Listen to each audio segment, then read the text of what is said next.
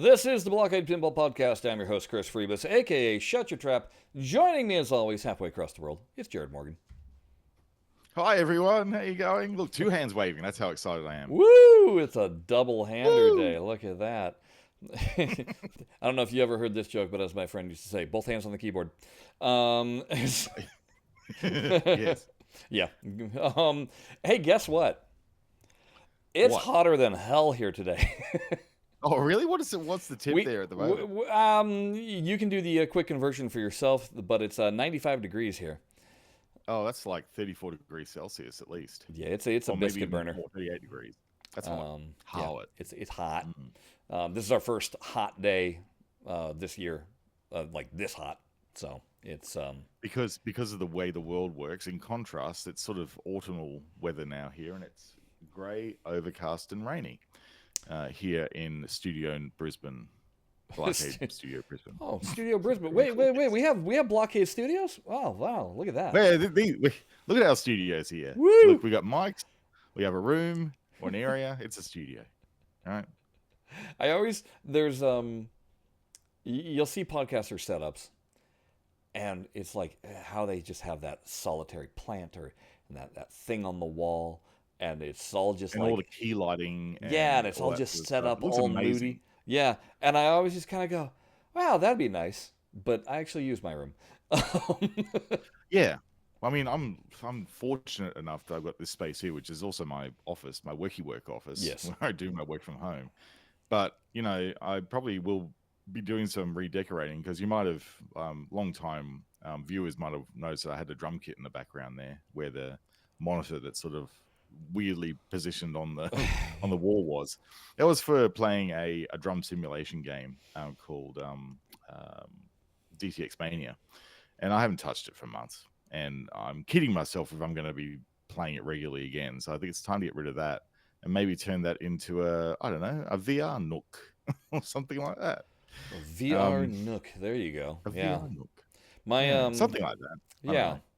My setup is very temporary, but it's how you see it now because I keep on having to dive back and forth to my computer to that thing and set things up, and so I need it. I'm like, I need everything close and all that while I'm working this out, and then once it's all worked out, then I can move to where it needs to go. But don't worry, we'll discuss about me working things out later. It's a tale. It's a tale, okay. Yes. Yeah, it's a trip. It's a journey. Before we get started, I have to note that I was sent a message by FeedSpot.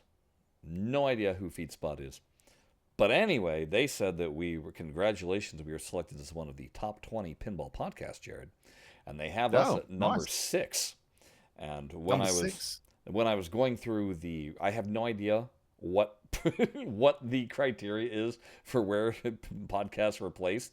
But I did note that we had a very high 4.6 out of 5 stars. And that was well above virtually every other one that I saw on there. So thank you, viewers. For doing the reviews, like and subscribe. Hey, it's really good. Since you brought it up, folks, we are at 896 YouTube subscribers. Can we kick that over 900? Thanks. Appreciate it. That'd be really nice. Yeah. We'll get to 1,000 eventually. How I'm always amazed at these other channels where they're like, hey, we're only 50,000 subscribers away from this. When we hit that number, we'll do this. And I'm like, 50,000? 50,000. Wow. Okay. I'm stoked if we get like 6. Such is the nature of the niche that we cover. Yes. The niche is pinball. We cover digital pinball. And that's quite a rabbit hole to go down, really. It is. Right. Hey, are you watching the old Andor season 2? Oh yes, I've done it all. So as we are recording this right now, there's only 3 episodes left that'll be dropping in just a few days. I'm very, very excited because this thing is phenomenal. It's not just that it is good Star Wars, it's just plain good TV. It's a very slow burn. like I thought, oh, this is a bit of a slow moving Andor season, but you see why towards the end. Like it needs all of that simmering sort of developmental stuff at the beginning to make the rest of it make sense. I Yeah, think. yeah.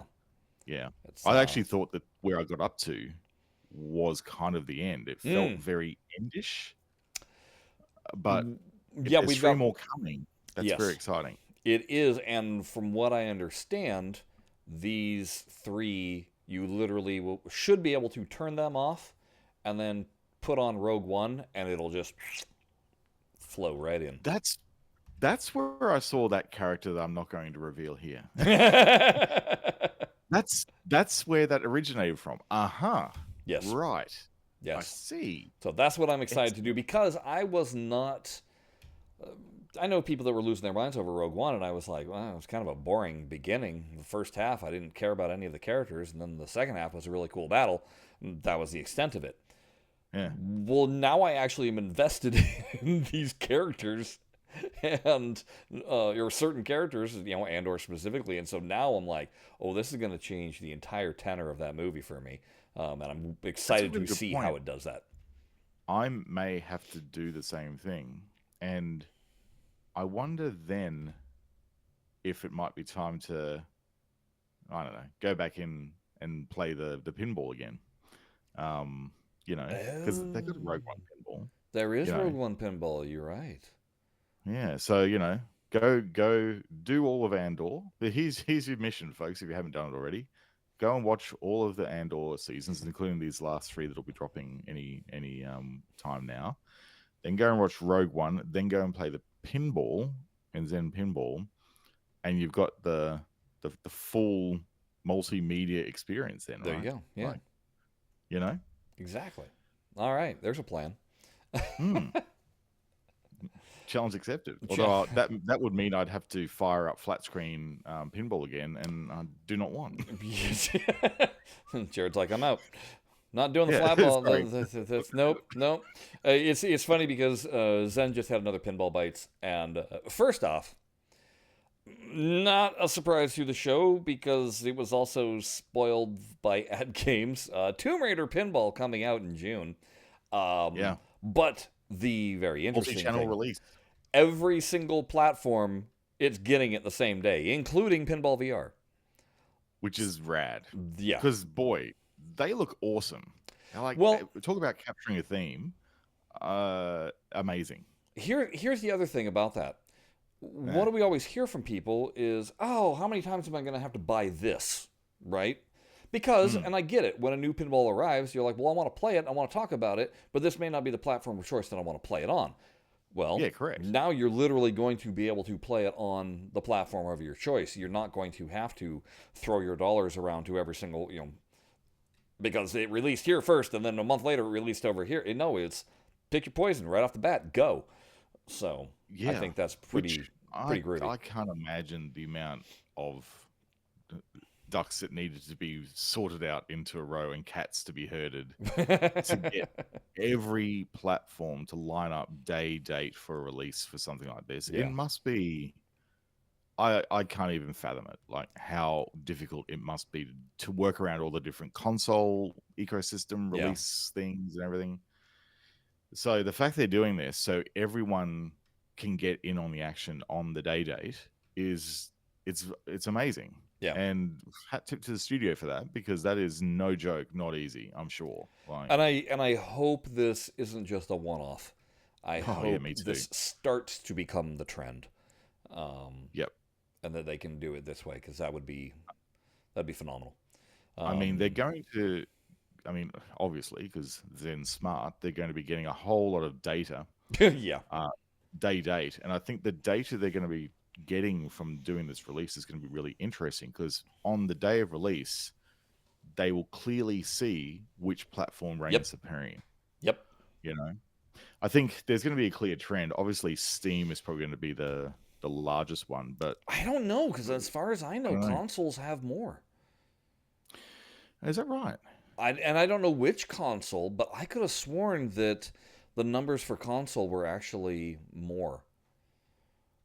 So I'm going to note this line of questioning for when we catch up with Mel at the end of the year for Mm-hmm. Yeah. our little retro, because I think it would be an interesting, because they'll have the data Yeah. from a number of releases probably by that point.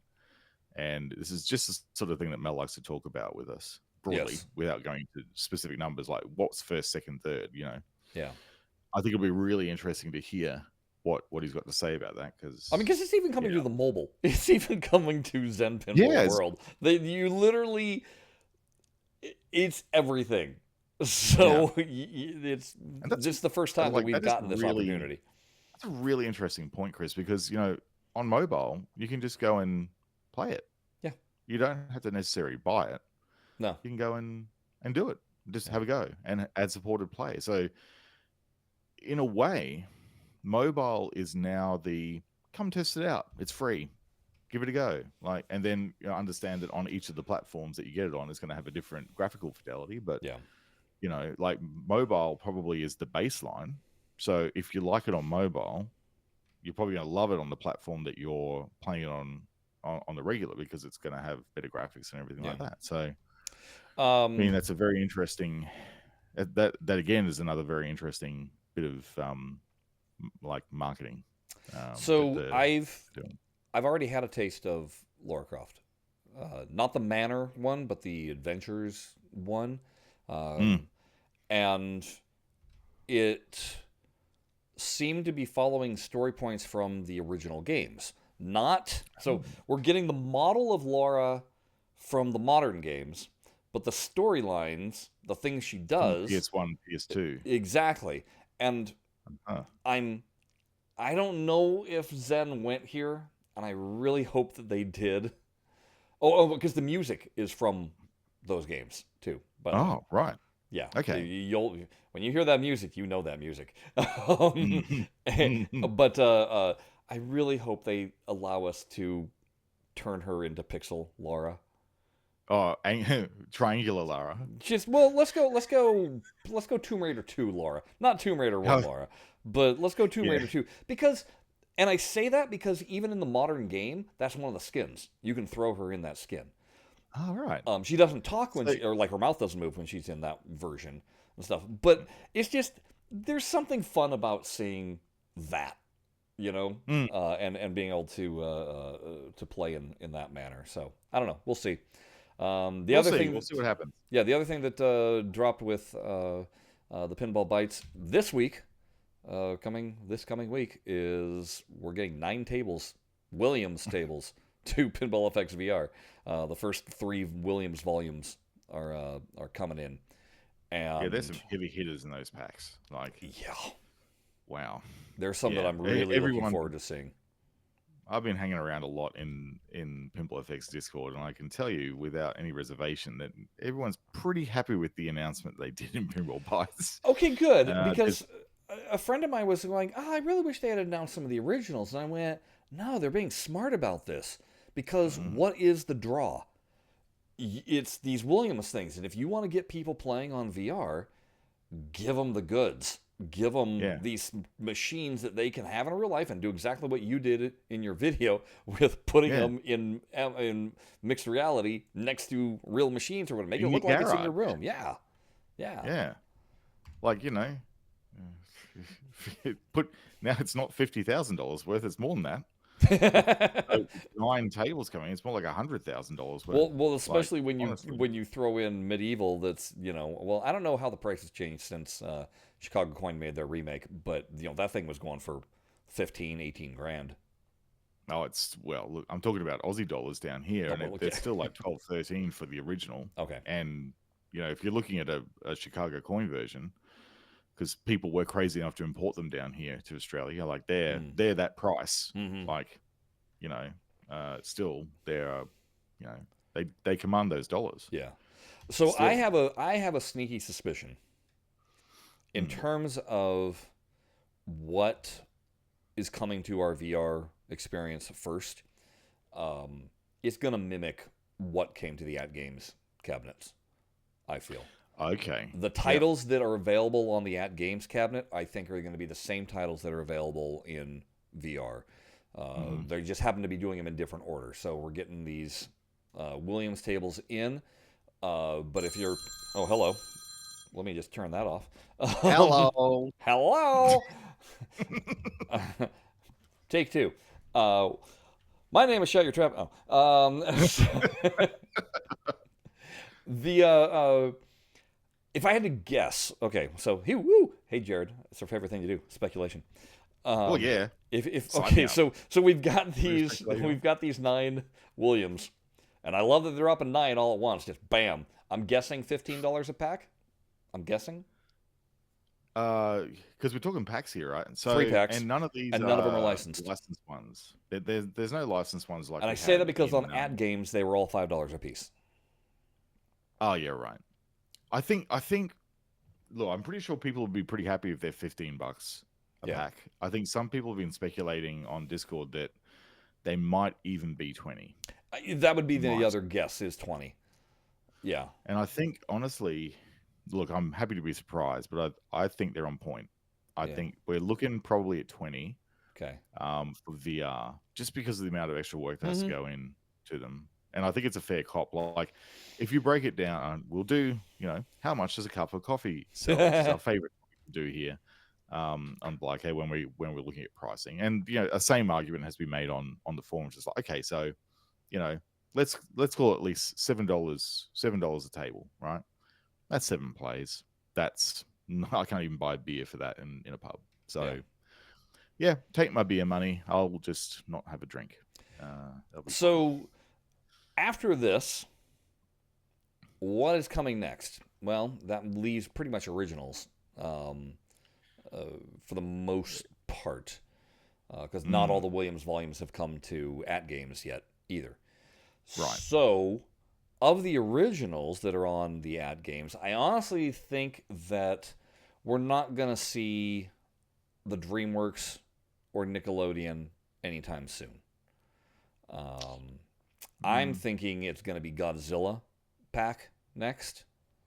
I think so. That's what I would guess. Mm. And or Look possibly what was Jurassic released on Park Zen pack. Mobile. Like, what's come out just recently on Zen Mobile? Oh, I don't know. Well, it's Godzilla. Oh, okay. Well, and I So, only say that because that was one of the first packs that came to ad games, also. mhm. So, You can pretty much guarantee that anything that was developed in the last, I don't know, 6 to 8 months, probably also had a VR wing on it as yeah. well, or at least the notion that this was going to be converted into a VR experience at some point down the track. So there would have been doing the plumbing necessary to make that pathway as easy as possible, I think. And if Zen wants to have fun, hey, new Jurassic Park movie or Jurassic World movie coming out this summer, that's when you drop the Jurassic VR pack on there too. Yeah, So I don't know. absolutely. That's my guess for the literally. I think the next 2 releases are one of those 2, and flip flop them the order that they arrive. So Yep. we'll see. Now, I think giving us 9 brand new tables in VR Yeah. to play, I think people were expecting maybe a pack, Mm-hmm. and they just go, "Oh, here you go, have 9." Yeah. That's really good. Now, to all those that in the comments section of the video who were like, "Oh God, VR! I could care less about that. Really? Why are they so hooked on VR?" Blah blah blah. Well, that's what today's episode is going to be about, and Yeah. there's a very good reason for that, Mhm. because the VR experience with these is phenomenal. There's Yep. no doubt about it. These things look and play like the real, like what you would expect them to play. It fools your brain absolutely. Um, Yeah, absolutely fools my I brain when still I'm can't playing. Yeah. play Indiana Jones to save my life. I don't know what it is about that table. I cannot line shots up. I can't get the angles, and I think it's probably because it's a wide body. But I'm going to man, say it on kicks my Indiana butt. Jones, for me, I find it easier to play in Pro. Interesting. It's less floaty. I think it needs to be a little bit faster than it is in Classic. Okay, Um, maybe it, I'll give that a try. in fact, I've been playing a lot of the Bally Williams in Pro. Yeah.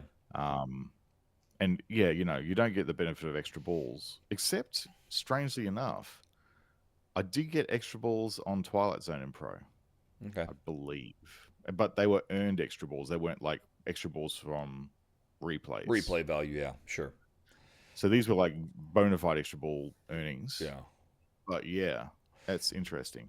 So But yeah, playing in yeah, Pro. it's but as Jared, you've already heard him say, he doesn't want to play in 2D mode anymore. I really don't. I gave up on, now I'm not calling it 2D mode, I gave up on playing on my PC and rotating my monitor 90 degrees. Yeah. Because I'm now playing it either exclusively on the games cabinet, which the cabinet feel is bonkers and great, or playing it in VR. It's a, there's good and there's bad about both. And the reason that we've covered several times in the past is because you can turn it on and it's ready to go. Yep. And that's literally the case with VR and even with X-Arcade as well plugged in. Yeah. It's like, oh yep, everything is just easy. I don't have to go downstairs and worry about, I need to do a GPU update, or I need to do a Windows update because I haven't turned the computer on for 2 weeks. Not only that, but it's Mother's Day this weekend, and so I'm gonna go visit my mom, and my sister and her husband are gonna be there, and I'm bringing the headset. You're gonna bring the headset, are you? I'm gonna bring the headset and show them. I can't do that with my PC. I can't do that with the Games cab, but I can bring that. So yeah, there's not that I've done it yet, but if I was on a long flight, I could see myself playing some pinball. Oh, people on the Discord confirmed they've already tried to do that, but there was a problem with DLC not loading locally. Because of it needing a Wi-Fi signal? Yeah, that's right. So they had a bit of trouble with that. Okay. And I think that's actually not necessarily a Zen's app perspective. I think that's just how DLC entitlements work in general on Meta. Okay. They need to license check it with a connection, which is, I get it, but also it is frustrating. But I've definitely seen people have headsets on the plane and want to do that because I mean, you're seated. What else are you going to do? I will say too, with my VR experience, Jared is obviously much more involved in the games that have been out because he's had his headset a lot longer. The only things that I've been messing with have been Pinball VR, this Arcade Ranger game that came with X-Arcade. We'll talk about that in a bit, and Walkabout Golf. Walkabout Golf, oh yeah. That's it. Yeah, and the puzzling places. But I've kind of, that's fallen aside since I've gotten these other things. Yeah, right. The newest shiny. Do I have the Batman game loaded up in the headset? Absolutely. Have I played it? About for half an hour. Right. Yep. So, all right. So let's dive into, what the crux of this episode is, and that is precisely about the X-Arcade. Jared recently got his. You may have seen his assembly video, and I'm happy to say, Jared, it took you about the same amount of time to build it as it took me. Because I saw somewhere was with narration. That was me explaining this is a screw in some cases. This is how you could make it easy to install. I don't know. Yeah. But give me your impressions of getting that box and opening it up. Well, I think the entire, just the way that they just packed it to start with is like, okay, even in the way it was packed and shipped, it was thoughtfully designed, right? Like everything was economically packaged, but everything was really logical. Like you unpacked everything in a certain order. There were 3 layers in the actual box for the stand, and I love the fact that I've still got them on there. I haven't taken them off yet, but each part was numbered. So I took those things off so fast. Oh, did you? As soon as it was assembled, I was like, and those come off. Oh yeah, right. No, I left them on there for now because I'm lazy. I probably will just pick them off. But those extra little bits of usability when you're building something for the first time make all the difference in how you feel about a product when you're using it. I liked that it's easy. Yeah. The hardware was also in steps. So it's like, oh, you're on Yeah, step one. Peel back. These are the pieces that you're going to need for this. yeah, And that then you was use really it. nice. It just was like, oh, I don't have to go through all the hardware, separate it, and then measure it up against the chart on the book to go, yes, this is the right length screw that I'm putting in. Yeah, Yeah. and the thing is that, well, when you look at them, like all of the screws are pretty much the same, Yeah. but for each step, they give you the correct quantity of them separately packaged. I Yeah. think it's, again, it's thoughtful UX when you're building something for the first time. And Mm-hmm.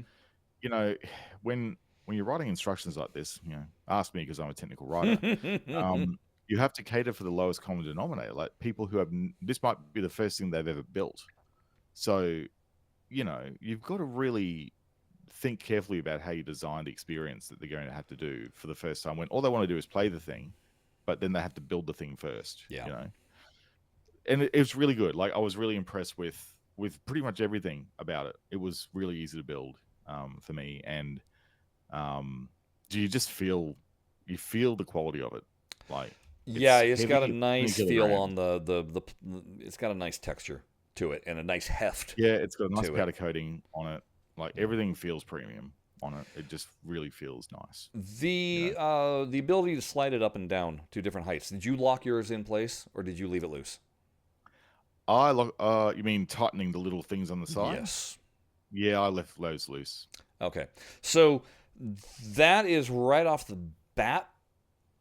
I love you have the ability to raise and lower. What I don't enjoy is the fact that if you leave it loose, the whole assembly is a bit wobbly, a bit shaky. I didn't really Um, find that. Maybe my side bits are actually a little bit tighter you than might I have think. tightened them a But little bit, yeah, because I just wound up locking it in place, and I all have right, it locked in place to the height of a pinball cabinet. Um, right. so, I'm but tall, it's easy so I've enough. got The tool mine. is on the bottom. Yeah, yeah. The tool is just hidden inside the cabinet. I Yeah, love it. Like it's yeah, just a little. There's a little pouch. It's like a little yes, marsupial pouch for for parts. yeah. It's great. I Um, also like the fact that, like, and I think you shared a picture of this, but like the accessories box you get with it actually has replacement switches and mhm. stuff like that in it. So if you do end up um, sending one to the graveyard, which you probably will on those side buttons eventually because they're the ones that are getting most of the use for Yeah. me. You've got hot spares; they're ready to go. You don't have to go and cannibalize it for another button. I think that's really neat. The you have the ability to obviously swap parts. You have the ability. You can buy extra spinner knobs. They basically go where Yeah, right now you would set your VR handset, and I think that's great. My only issue is you got to do surgery on this thing to do anything of that nature. Um, yeah. You got to undo nuts and take y- panels off and stuff, don't you? yeah, and Yeah. so they give you the different gates for the joystick, right? It comes with the 8-way gate in there.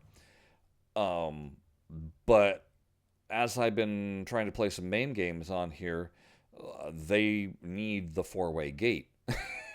Like I'm missing.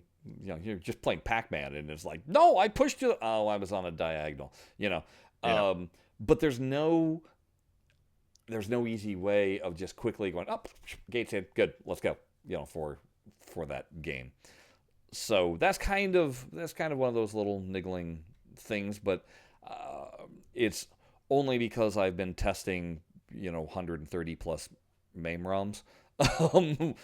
Once I settle in, I might discover that the games that I typically are playing are only 4-gate games, and then who cares? So Mm, we'll see. yeah. Okay, so you got it all assembled. You get plugged in. Uh, Tell me about your first experience using Pinball FX VR, because I know that's what you used it first for.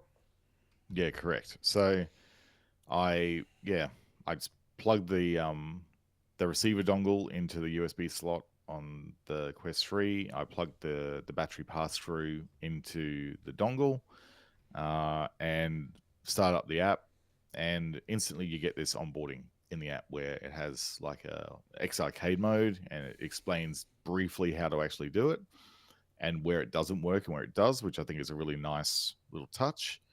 So you walk up to a game, and you use your right touch controller to select the game, and then immediately you get the same sort of mode selection screen that you would get.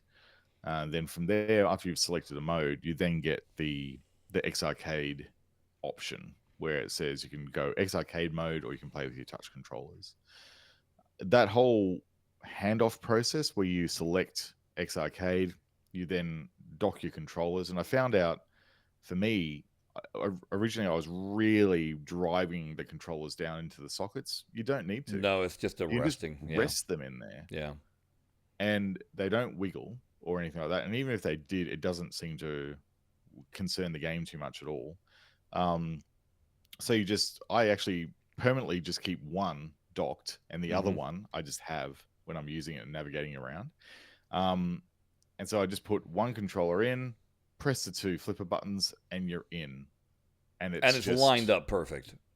It's flawless. Yeah. Like you feel like you are standing in front of that machine, and you're in.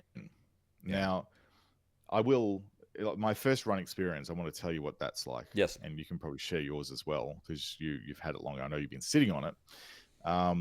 But my first run was, okay, I thought, well, what better game to try it on than a wide body? And so I went, let's go and do it on Indiana Jones first. So I thought it's a good test because Indiana Jones just has a trigger. It doesn't have a plunger. So let's see what it's like just pressing the button and going for it. Not have to worry about plunging, right? Go in there, start playing it. Flipper buttons feel responsive, like instantaneous. Like there is no perceivable lag whatsoever with it for me when I'm playing it. The initial feeling of where I was trying to find hand placement for my hands took a little bit of getting used to. But I thought, no, it's cool. I'll just go with it and see how I go. And the first thing I did was when the ball was coming to the out lane, I shook the cabinet. I shook the controller. And then I went, oh, like that. Because it didn't work. And I went, oh, what a missed opportunity. Yes. That was my first reaction when I did that. It was the first sort of broke me out of the immersion bit with it. And I know that like it's been rumored in a number of videos that they're going to be doing a haptics and a plunger and a accelerometer and all this stuff. But from the literally I'm playing this out of the box first time, not having any sort of accelerometer tilt, even accelerometers from the controllers themselves. Yeah. And like, that sort of thing felt like a really big missed opportunity. So I went, okay. So then I had to work out, right, how am I going to hold my flipper like that and then like hold the joystick in this part of the hand here. I started to like contort my hand and like had it like this and and then I got hand cramps and I went, this is not good. This doesn't feel right. It's not ergonomic. It actually feels worse than actually trying to like just flip the game and play it. So I kind of just gave up on tilting for the time being and just focused on playing the game. Fortunately for me, I'm not a nudger by nature. I've learned to play all the tables without nudging. Even on the at-games cabinet, I rarely nudge. You can, though, on the at-games. You can. Yes. Now, here's my only thing with the nudge, and this is on Zen. There's a delay. Oh, there is a delay, is there? There's a delay. When you push, and this is on at-games, when you push, it's like a half-second delay. You push, and then it goes. Oh, that's the difference between death and alive. Exactly. And so that's no good. I don't find it to be 100% accurate. And that was the same way with me playing on the Pin Sim. Exact same experience. It's even worse. So there is a delay. Yeah, it's even worse on Zaccaria. Oh, is it? Yeah. So again, I feel like that's a software thing. for Zen. I They're think too so. committed to the stick, to the analog stick, and they haven't worked out if you're using an accelerometer how to register it fast enough.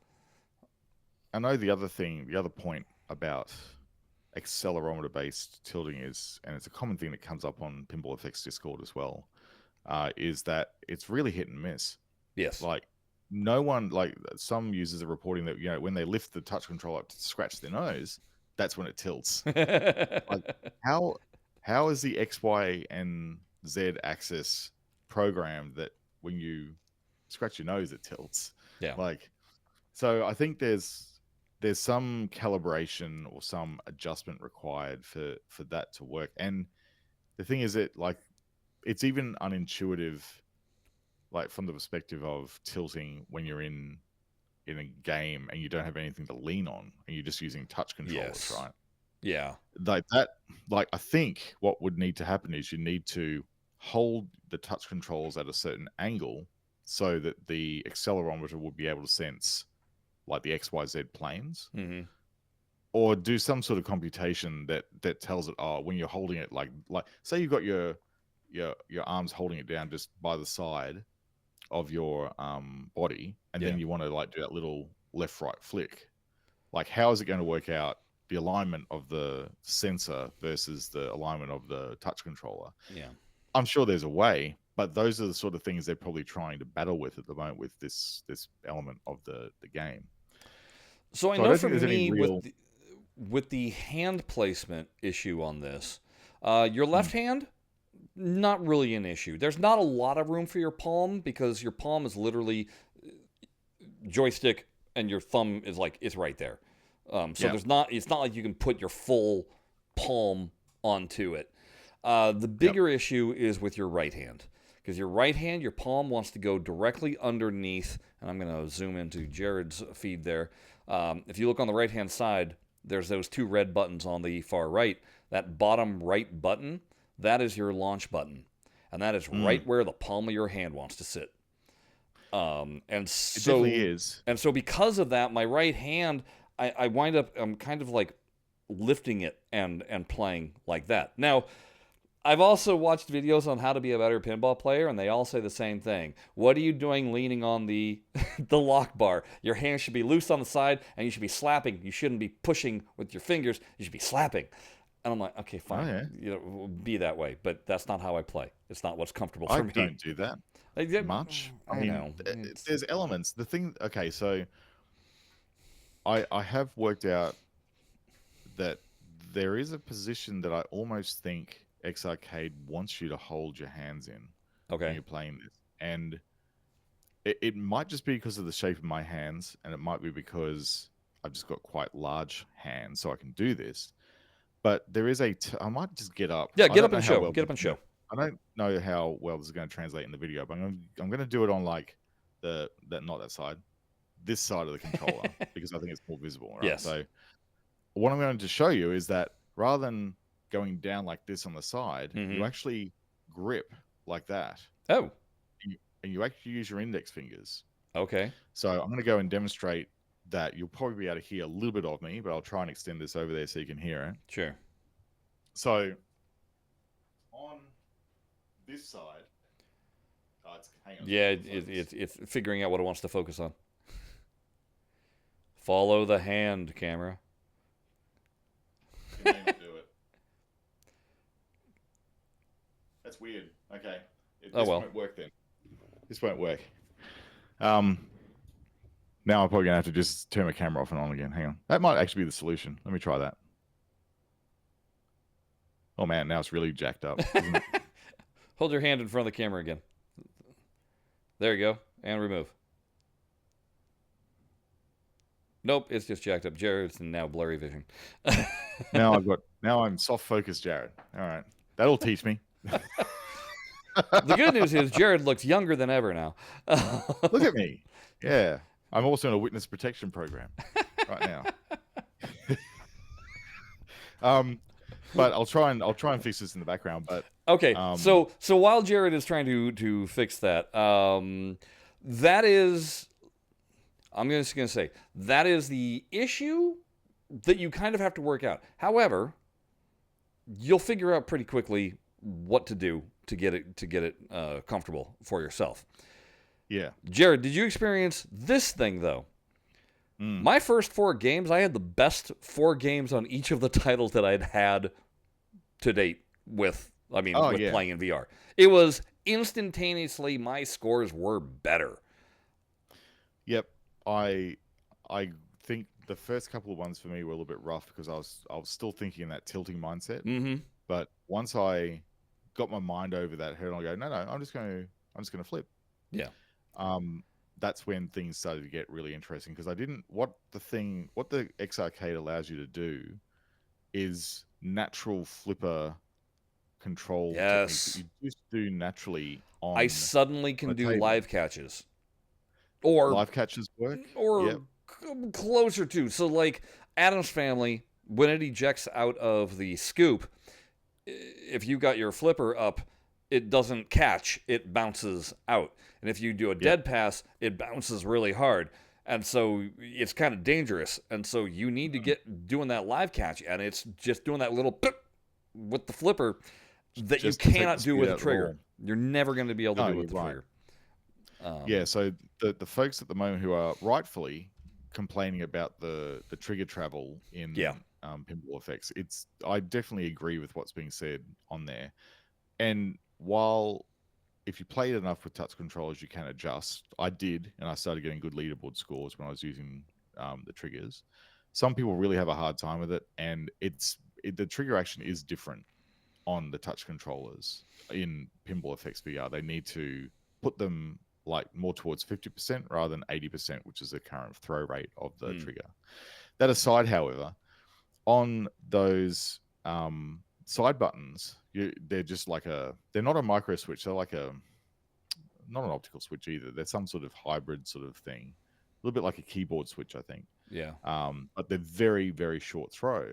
And what I've found is, yes, live catching is significantly more repeatable.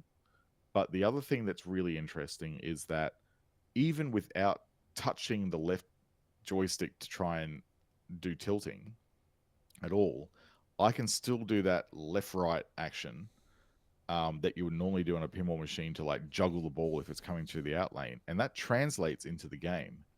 Like that left-right action on the flippers, I have saved balls going right down the middle without even touching the left tilt control. So I mean, I feel bad. It's a bit of a cheat if you're playing tournaments in VR. Going for a score. People with the XRcade are going to have a significant advantage. I think so. Yeah, I honestly do. Like it for me. Particularly after you've gone, okay, for example, let's say I'm going to go on Twilight Zone. I was chasing a leaderboard score from one of the people in my friends group. As an aside, if you want to compete online, there's a pinned thread in the general Pinball Effects VR chat where you can go and add your Oculus details if you don't mind other people adding you as well, and so you can have a really nice full friends list to compete against with. It's great. I've met some really cool people who like to play pinball through the thread. So it's good to see you sort of chasing scores. It makes you more engaged, honestly, trying to beat a really good player's score. So I was chasing one on Twilight Zone, and as I got more and more accustomed to how pro mode worked and where the bounces were, I found, like, even without tilting, I found like the connection between the game, the controls and everything just really immersing me more and getting my head into the game more. And I topped the leaderboard at one point, probably not anymore at the time of recording, but I was number one at one point on the pro. There was a mode, I think it may not have been the pro leaderboard. It might have been one of the modes. But I got there, and it was because I just didn't have to think about the controls. They were just natural. So I think, look, it's not cheap. Nope. Like this thing in Australia, like Chris and I were incredibly lucky enough to get ours gifted to us by XRcade, and I just can't believe to this day how that happened. But I'm incredibly thankful for it. And honestly, I use the thing every single time I play. Yeah. But it is, it's $1,000 Australian from the Australian distributor down here. Like, not a cheap thing to play. You can always justify it in different ways, right? You go, well, if I'm not owning a pinball machine and I'm owning a VR headset, I can probably get essentially pinball machines in my garage for Australian dollars. We're talking here about $2,000, like all up, with even with a headset, like a Momo headset, like we've got on our VR headsets, all up, ready to go, $2,000, all you need. Now, you can't even get a pinball machine for that price down here. Yeah. Like a real one. So, there's that. Talk yourself into any way you want, but just get one of these things, because I think there's, like, the tilting things aside, the lack of haptics and stuff like that, I think the question at the start of the show was, is this a perfect pinball controller? I think the answer to that is no, But it's like 90% there.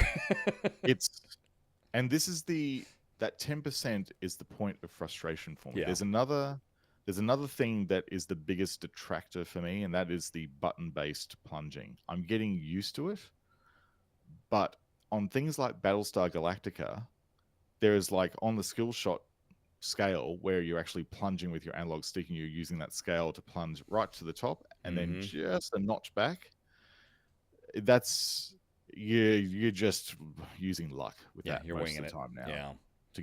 And it will be, there's so many different ways of controlling this, and I've sent this feedback back to the studio in an email, so it's tracked. But it's like there's a trackball right there. There's a trackball and button. Why not just use the trackball to control the depth of the plunger? And then you push the button and that's what it launches. It's the biggest object on the thing. You don't even need to see it to know where it is. Correct. You just find it, you scroll it back to the point you want, and you don't even need to roll it forward. You just scroll it and then press the button to release, and off you go. Yeah. Like, it's such an obvious thing to use. It's right there. Program it in. The other thing is you could do, that right digital stick is sitting there doing nothing as well. Do the same thing. Use that to adjust the depth of the plunger. You can micro adjust it so it goes and goes like that. Then button to plunge. Yep. So I don't know. There's a lot of things that could be done with the existing controls available on the thing to just elevate the immersion just that little bit more, and it wouldn't take too much. And I think the other biggest thing, which I'm sure there's got to be a solution for, is being able to leverage the touch controller's sensors to tilt. Like, there's got to be a way, not even with an accelerometer module built into the unit. There has got to be a way of coding in some sort of tilt-based thing with those. Sure, because they're sensitive enough that they would notice any kind of movement. They can micro adjust the position of a cursor on your screen. If they're that sensitive, if they're bristling with sensors, they should be able to use tilt somehow in there to do that. Surely. For me, the two biggest things missing. I agree with you about the plunger. That I want to reach down and do that on the skill shot. I would definitely love a Hall sensor plunger add-on to that thing. Don't know where they're going to put it, but I want one. And then the other thing for me is the haptics. I've gotten so used to the haptics on the AtGames cab, and it does so much. I mean, we're talking about a completely 2D static angle viewing, but the haptics make it come alive.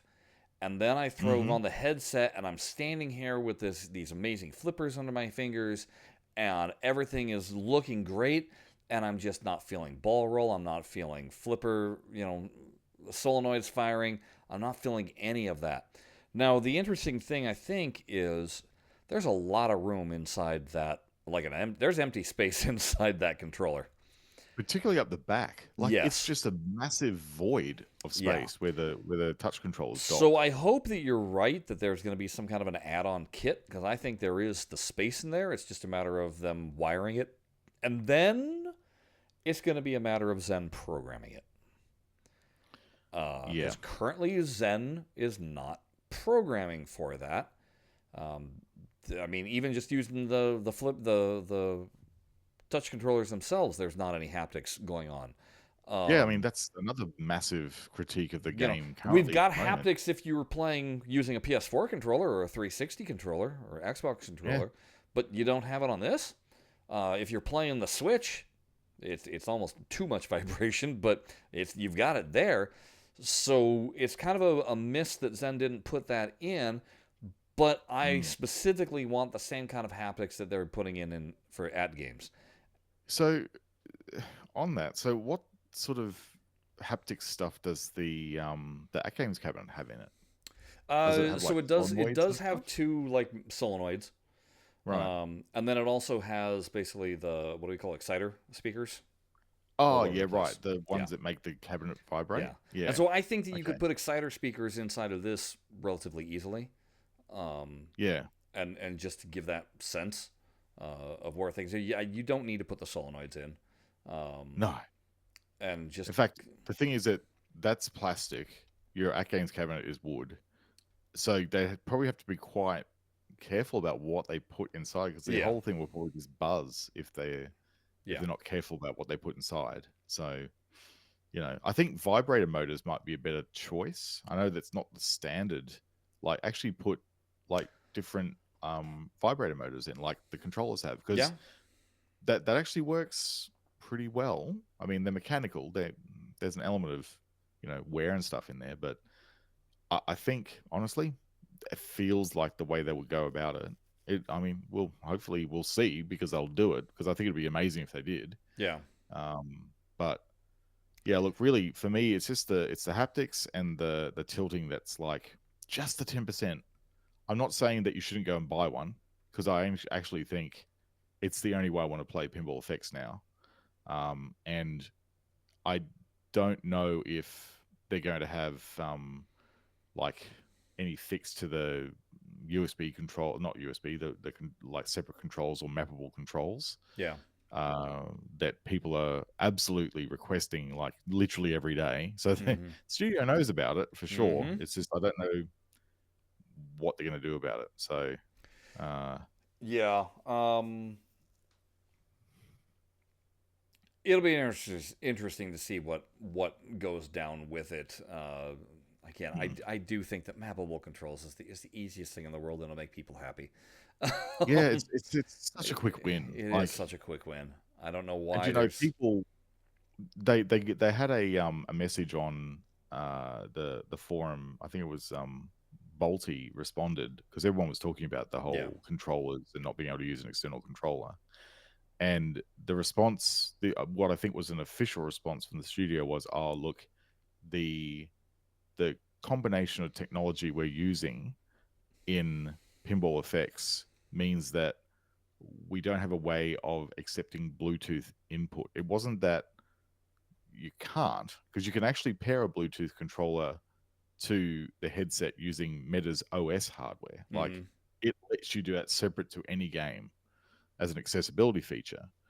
I just think that because they confirmed that they're using Unreal Engine 5 Yeah, on Epic's VR, it's been confirmed by the studio. So perhaps there's not a library that works with 5 and all that sort of stuff at the moment. So and then people going, "What? Hang on, They were going immediately. They're going, well, I'm pairing a Bluetooth controller, and even when I start the game with the Bluetooth controller paired, I'm getting the X Arcade pop up. So it's recognizing there's some sort of external device there, but because it's X Arcade layer in there, yeah, maybe that's the reason why they're not able to do it at this stage because there's a conflict in how the stack interprets the input. I'm just guessing, yeah. but there's some software related thing here that's making it not possible, or the studio is literally not doing it for reasons that they can't do it at this stage. And it could be that thing behind us. as the reason. Yeah, So I will say this I don't know. too. It's disappointing that we cannot use this with Pinball Effects VR2, and we can't use it with Star Wars VR. Oh, it's just like If we're I not going to be don't know getting those why. titles into Pinball Effects VR anytime soon, then we need to be able to use the controller on those. Is We really do. that's Like, really just a put the miss. integration in. It's Yeah, already there. yeah, Put the integration into those platforms so we can get extra value, yeah. extra out of the $1,000 investment that some people have made in this thing. So Like, just put it in. it's dawning on us now. We've got so much done, Pat. We haven't even talked about the software per se. No, We haven't talked about. I'm having a little bit of a connection issue with the dongle, and using the extra battery pack. I've got a solution for that. I've You'll had the same problem. okay, Do you want great. to cover that now? Because it was driving me nuts. Okay, tell Driving me me what your nuts. solution is, Jared. Yes. Okay, so it seems that for some reason, I thought it might have been because I was using the Quest Game Optimizer software, which again, we probably won't have time to talk about in this Nope. show, but Not this like, show. TLDR, get it. It's amazing. But the thing I found with the dongle is that if you put your headset into sleep and you leave it charging through, like, if you got the battery pack plugged into your headset like it is in mine at the moment with the Yeah. charging cable in the top and it's receiving power and it's in sleep, something happens when it wakes up and the connection between the USB dongle it drops between the controller. So what I found you have to do is that each time you've got to shut down the headset and then reboot the headset Okay. with everything plugged in. And if you do that, it's every single time it reliably connects and you can use Arcade mode. I did notice that, and I did notice also you don't even have to load the game to find out if you have the connection. Just roll the trackball, you'll see a cursor move up and down. Oh, right. If Yeah, you see they that did cursor say move that in up the and down, instructions then as you're well. good to go. Have you run into this though? The battery on your headset runs out, you do a hot swap, and you lose connection. No, but I have a feeling I've seen artifacts when you're in the main VR lobby, not the game lobby, but when you're in the meta VR lobby in your VR environment, where there's like a little change in the like in the what they call the pills on all the little titles. They actually go blip blip blip. There's like a handoff between headset power and when it receives power. And I think what it does is it's a meta thing. It actually drops the connection to the VR dongle temporarily, and that ruins the pairing to it. And I think the only recoverable way you can do it is when it runs out of battery and it drops the connection, it doesn't seem to falter. Although no, actually, I've had it happen where the battery runs out. I get like a momentary blip where the sync goes out for the controller and then it comes back again. But I think if it gets to the point where your battery runs out and you put another one in, it does this weird handshake thing with a battery pass through, and I think that screws up the connection to it. It's a bit touchy. Yeah. Yeah. So that was that. There was also this I want to save for next time. But I was having an issue figuring out how to exit a table while on this. I found it that turns very out it easy just to takes a for it. long time, but it's doable. So initially I thought it was something that I can't do it, and I can do it. But my internet connection due to this heat is going wonky. And we've got so much more to cover because we haven't even talked about, like I said, how well Zen has crafted this software to work with the Arcade 2 or the TV Arcade2TV-XR. It's a mouthful, folks. It's a mouthful. Let's just call it the Arcade. I just call it the Arcade, honestly. Compared to the other piece of compared to the other piece of free software that came with it, which is Arcade Ranger, which would allow you to load in, there's an actual game, and then there's the ability to play classic arcade games on it. and spoiler alert, it's half baked. But we'll get into TLDR. yes, But that's so, not a that's not necessarily a problem with Xarcade no, software because they don't. That's not their app. They're no, it's actually not a problem with the hardware. gifting it. Yes, it just It's happens a to be the completely different software. studio that's developing it. But Yep. yeah, it's So we're gonna save that for next time. So we'll get back onto this probably sooner than we normally would because we actually have content to come back onto with it. But that's what we're gonna hang on to. So for right now, we're just saying, is this the perfect pinball controller? It's close. really close. So far, there isn't one. That's the part that's mental. The things that are missing on this are on the at games cabinet. There's things that are missing, obviously, on the at games, mainly 3D, that this, using your Quest headset, has. Oh, it's so close. It's so tantalizing. I'm hoping that the solution happens and that we can say, yes, this is it. This is what you want to do. But I think until from then, my perspective, if I'm saying, look, as far as VR goes, yeah, it's yeah, it's the best yet at the moment. yeah, But that's, there's room to improve here, both software, like mapping buttons and stuff like that, figuring out different ways of interacting with the game through it, doing things like allowing you to select different modes from the menu without having to go out and come back in again.